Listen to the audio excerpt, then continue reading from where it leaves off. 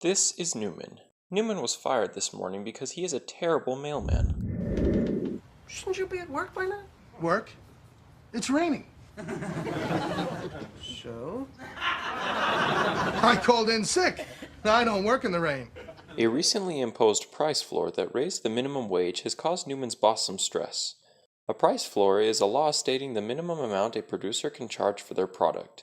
In this instance, it is the wage of employees. Price floors often cause the amount a producer must charge for their product to be higher than what it would naturally be. However, there are more people interested in the job because of the higher wage.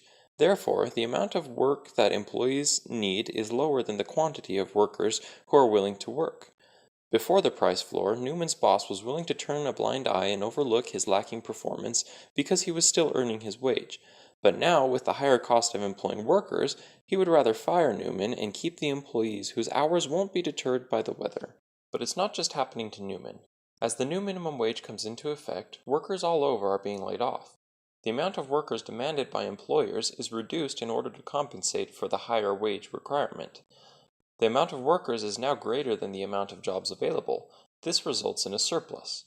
A surplus is a situation in which the quantity supplied is greater than the quantity demanded. Newman's not the only one scratching his head over what to do next. While he's troubling over the price floor, his friend Elaine is hurting because of a new price ceiling in the apartment market. Price ceilings are laws setting the maximum price a producer can charge for their products and services. The goal of a price ceiling is to make everyday needs more affordable and available to the general public. Like the price floor, this is often seen as a good idea. However, as we learn from Elaine, it isn't always the best way to accomplish these goals. In Elaine's situation, this price ceiling prohibits landlords from increasing rent beyond a certain amount, which forces them to choose between a wider variety of tenants who can afford the apartment. With the increased demand for apartments fueled by artificially lower rent costs, landlords can afford to be more selective towards low-risk tenants like that sweet retired couple with a pension.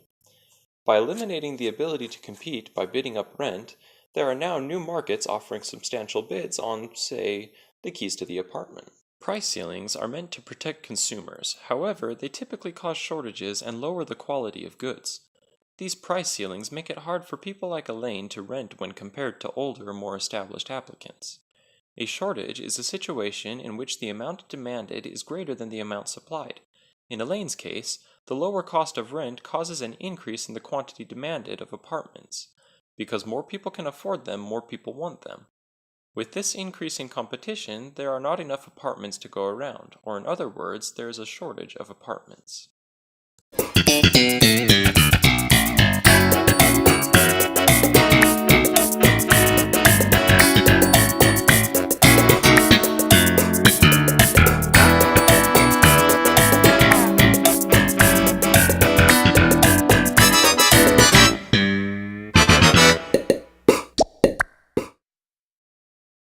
Very good.